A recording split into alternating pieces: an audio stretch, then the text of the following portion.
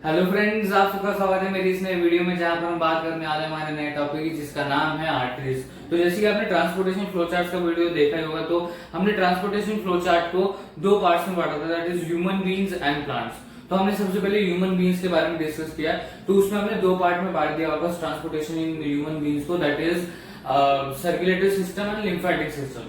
तो circulatory system में हम सबसे पहले देखने वाले थे ब्लड वेसल्स के बारे में, that is arteries, veins and capillaries के बारे में देखेंगे। उसके बाद हम हार्ट के बारे में देखेंगे, दैट इज ह्यूमन हार्ट के बारे में, उसके बाद लिम्फेटिक सिस्टम एंड फाइनली हम ब्लड के साथ एंड करेंगे, राइट। सो सबसे पहले हम ब्लड वेसल्स के बारे में देखने वाले, दैट इज आज के वीडियो में हम आर्टरी के बारे में देखेंगे एंड वेन एंड कैपिलरी के बारे में आने वाले वीडियोस में देखने वाले, राइट। सो आर्टरीज के बारे में देखने वाले, दैट इज क्या क्या देखेंगे, आर्टरी होती क्या है, राइट। उसके बाद आर्टरी की वॉल्स कैसी होती है, आर्टरी कहाँ होती है, मतलब कहाँ प्रेजेंट होती है, देन मेन आर्टरी कौन सी है, एंड देन पल्मोनरी आर्टरी का क्या, पल्मोनरी आर्टरी का क्या फंक्शन है। ये सारी चीजें आज हम इस वीडियो में देखने वाले। बेसिकली हम आर्टरी के बारे में देखने वाले कि आर्टरीज होती क्या है, तो उसी के बारे में हम आज डिस्कस करने वाले। तो शुरू करते हैं। तो पहले ये देख लेते हैं इंट्रोडक्शन, और उसके बाद जो पॉइंट्स है, इतने पॉइंट्स ये आर्टरीज के बारे में डिस्क्राइब किए गए कि आर्टरी कैसी है, आर्टरी कहाँ होती है, आर्टरी की वॉल्स कैसी होती है, देन मेन आर्टरी कौन सी है, देन मेन आर्टरी का फंक्शन क्या है,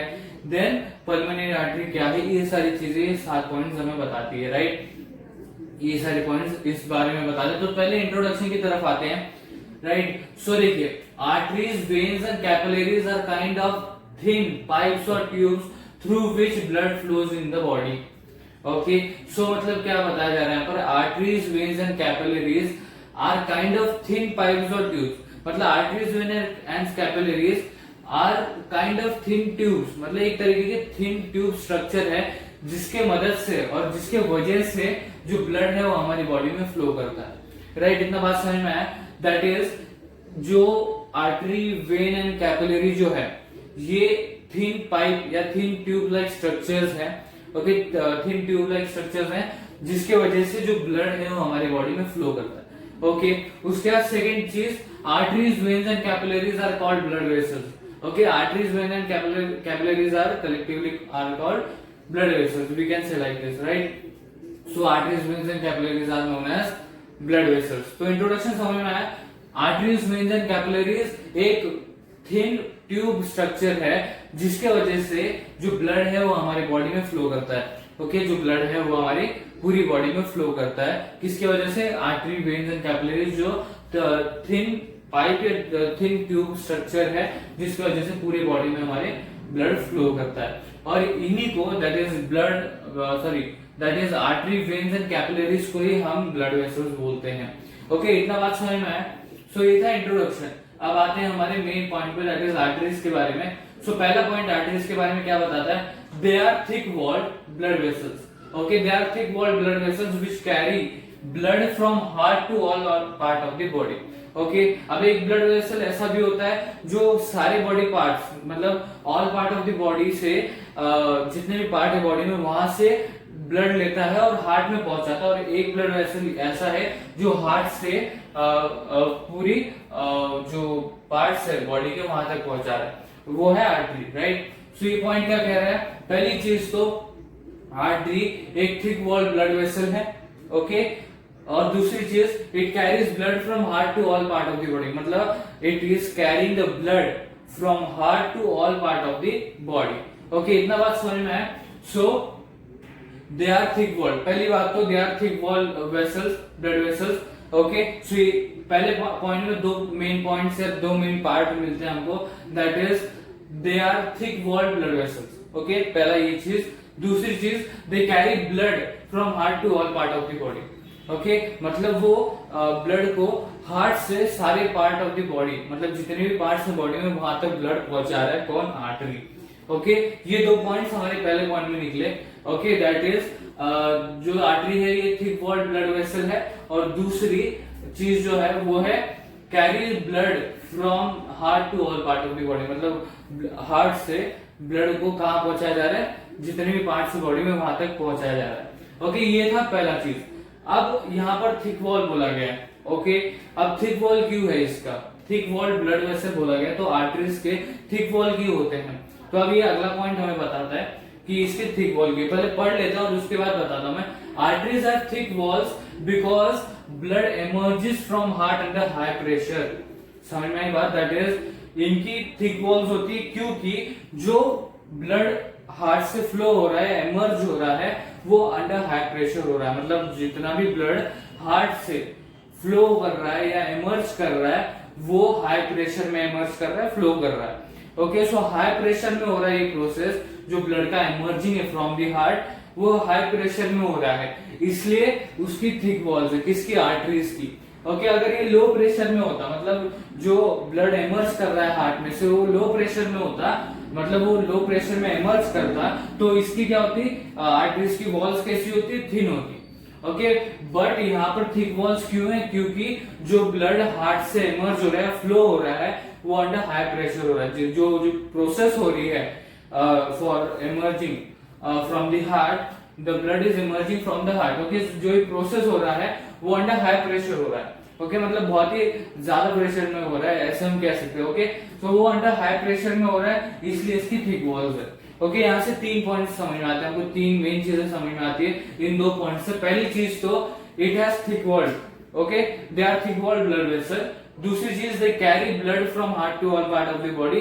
तीसरी चीज, they have thick walls because blood emerges from heart under high pressure. Okay, उनकी थिक वॉल्स इसलिए होती है क्योंकि जो ब्लड है जो हार्ट में से फ्लो कर रहा है, एमर्ज कर रहा है, वो अंडर हाई प्रेशर में जा रहा है, मतलब अंडर हाई प्रेशर में वो इमर्ज कर रहा है, हाई प्रेशर में इमर्ज कर रहा है फ्रॉम दी हार्ट। ये 2 पॉइंट समझ में आए। अभी प्रेजेंट कहाँ होते हैं? जो आर्टरीज है ये प्रेजेंट कहाँ होते हैं?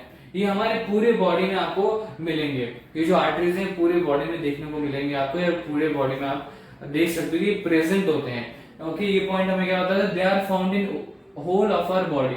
ओके, सो इस पॉइंट से हमें क्या क्लियर होता है? दैट इज जो आर्टरी है ये हमारे पूरे बॉडी में प्रेजेंट होती है। ओके, उसी तरीके से वेन भी है। अब वो वेन के बारे में जब हम देखेंगे अगली वीडियो में तो उस समय डिस्कस करेंगे। तो जिस तरह से ये है उसी तरह से वेन है। ओके, जैसे यहाँ पर पल्मोनरी आर्टरी है उस तरह से पल्मोनरी वेन है। इसके बारे में आगे बात करेंगे। तो देखिए, ये जो आर्टरी है ये हमारे पूरे बॉडी में प्रेजेंट होती है, ऐसा हम कह सकते हैं, right? It is found in whole of our body, मतलब ये पूरे बॉडी में प्रेजेंट होती है। Okay, so arteries are present in whole of our body.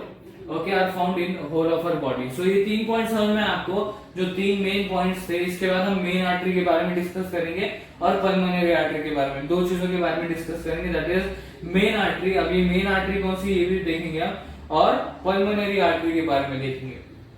Okay, सो देखिए, अब ये 3 पॉइंट समझ में आपको। पहला पॉइंट हमें क्या बताता है? ये थिक वॉल्ड ब्लड वेसल है। दूसरा पॉइंट, पहली पॉइंट में दूसरा पार्ट क्या बताता है? They carry blood from heart to all part of the body. तीसरा पॉइंट हमें क्या बताता है? They have thick walls because दूसरा पॉइंट हमें तीसरी चीज क्या बताता है? Because they have thick walls because the blood emerges from heart under high pressure, मतलब जो ब्लड है वो हार्ट से एमर्ज कर रहा है अंडर हाई प्रेशर। ओके, ये 3 पॉइंट समझ में। अब चौथा पॉइंट हमें क्या बताता है? They are found in whole of our body, मतलब they are present in whole of our body, मतलब वो प्रेजेंट होते हैं हमारी पूरी बॉडी में, राइट? सो आर्टरीज इस तरीके से।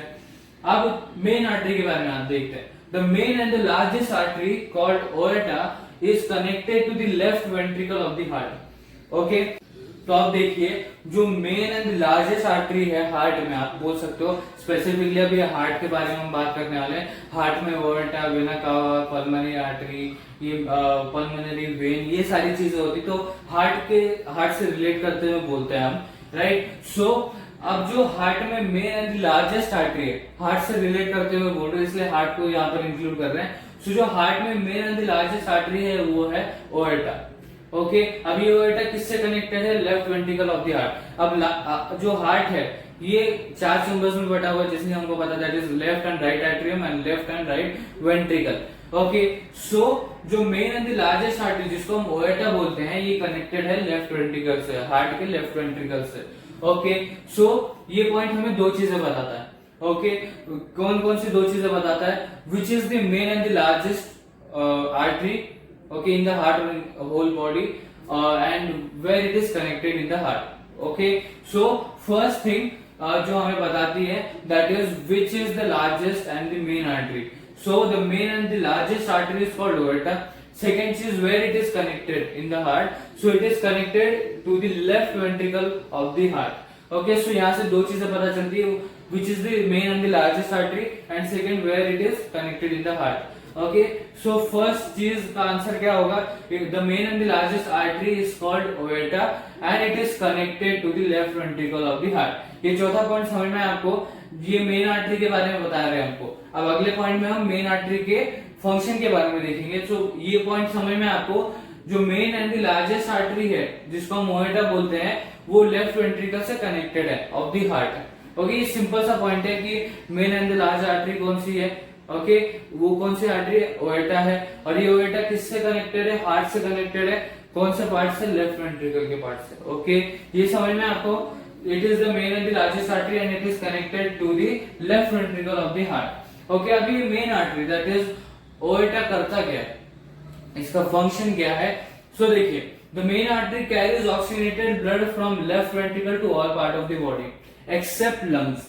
अब लंग्स क्यों नहीं इंक्लूड किए जा रहे वो भी बताऊंगा, पहले ये बता दो। देखो, जो main artery that is aorta, इसका फंक्शन क्या है, it carries oxygenated blood from left ventricle to all part of the body. Okay, और ये लास्ट स्टेज है दैट इज, जैसे कि मैंने बोला था कि डीऑक्सीजनेटेड ब्लड आता है बॉडी में, और फिर जो ऑक्सीजनेटेड ब्लड है वो बॉडी से बाहर जाता है और पूरे पार्ट्स को मिलता है, जितने भी बॉडी में पार्ट्स है वहां पर जाता है। सो लेफ्ट वेंट्रिकल से ये ओएटा के थ्रू सारे पार्ट्स में जाता है। ओके, सो इस तरीके से हम बोल सकते हैं, राइट। एक्सेप्ट लंग्स, मतलब लंग्स को इंक्लूड नहीं किया गया। अब ये क्यों नहीं इंक्लूड किया गया, ये हम अगले पॉइंट में देखेंगे। जब पल्मोनरी आर्टरी के बारे में देखेंगे तब आपको समझ में आ जाएगा कि लंग्स के इंक्लूड क्यों नहीं कर रहा, कि लंग्स में मतलब ऑक्सीजनेटेड ब्लड क्यों नहीं जा रहा। अभी जो ब्लड है ये भी दो पार्ट्स में बटा हुआ है, ऐसे हम बोल सकते हैं, that is oxygenated blood and deoxygenated blood. Okay, so अब ऑक्सीजनेटेड ब्लड जो है वो ओएटा कैरी कर रहा है from left ventricle of the heart to all part of the body. Okay, ये दो पॉइंट हमें मेन आर्टरी के बारे में बताते हैं, दैट इज ओएटा के बारे में बता रहे हैं हमको। ओके, ओएटा क्या है, सबसे पहली चीज, main and the largest artery. Okay, and it is connected to the left ventricle of the heart. And तीसरी चीज जो हमें बताता है ये दो पॉइंट ओएटा के बारे में, that is it carries oxygenated blood from left ventricle of the heart to all part of the body except lungs.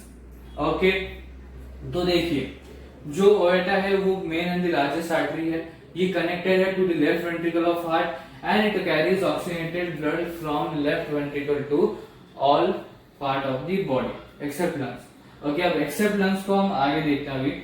अब ये पॉइंट समझ में आपको, इतने पॉइंट समझ में आए मेन आर्टरी तक, दैट इज ओएटा तक समझ में आए आपको। अब हम तीन चीजों में कवर करेंगे, दैट इज पहली चीज तो अभी हम अंडरस्टैंड कर रहे हैं इसको, ये जो पॉइंट्स है इसको समझ रहे हैं। दूसरी चीज हम इसमें मेन पॉइंट्स मार्क करेंगे और तीसरी चीज हम इसको रिकॉल करेंगे, राइट। सो अभी हम सेकेंड लास्ट पॉइंट पे आते हैं जो पल्मोनरी आर्टरी के बारे में बताया। ये जो दो आखिरी पॉइंट्स हैं ये पल्मोनरी आर्टरी के बारे में हमको बता रही कि पल्मोनरी आर्टरी क्या है। सो जो पल्मोनरी आर्टरी है ये कनेक्टेड है to the right ventricle of heart. Okay, अब देखिए, जो ओएटा है वो लेफ्ट वेंट्रिकल में कनेक्टेड है और जो पल्मोनरी आर्टरी है वो राइट वेंट्रिकल में कनेक्टेड है। ओके, जब ये डायग्राम के थ्रू हम देखेंगे और क्लियर होगा।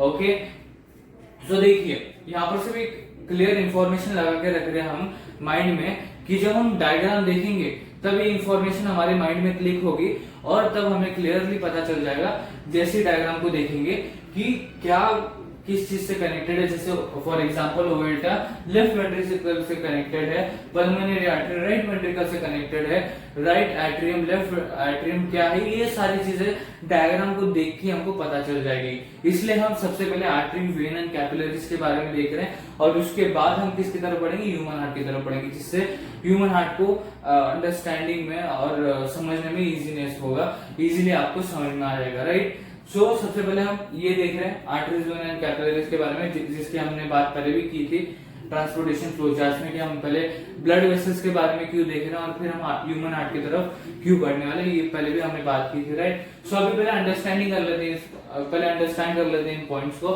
तो लास्ट के दो पॉइंट्स बचे, उसके बाद हम सारे इंपॉर्टेंट पॉइंट्स मार्क करेंगे और उसके बाद रिकॉल करेंगे। सो देखिए, जो सेकंड लास्ट पॉइंट है हमें बताया था, जो पल्मोनरी आर्टरी है वो right ventricle of the heart से कनेक्टेड है। मतलब जो हार्ट का राइट वेंट्रिकल है उससे पल्मोनरी आर्टरी कनेक्टेड है। ओके, अभी पल्मोनरी आर्टरी करती क्या है? It carries deoxygenated blood from right ventricle to lungs. Okay, अब देखिए यहाँ पर ऑक्सीजनेटेड ब्लड था, यहाँ पर डीऑक्सीजनेटेड ब्लड है। मतलब क्या है, इन दोनों में डिफरेंस क्या है? ऑक्सीजनेटेड ब्लड एक तरीके से सिंपल लैंग्वेज में बोला जाए तो oxygenated blood means clean blood और deoxygenated blood means dirty blood, मतलब जो खराब है, जिसके अंदर इम्प्योरिटीज होगी, ऐसा हम कह सकते हैं, राइट? सो सिंपल लैंग्वेज में बोला जाए तो oxygenated blood is clean blood and deoxygenated blood is dirty blood. Okay,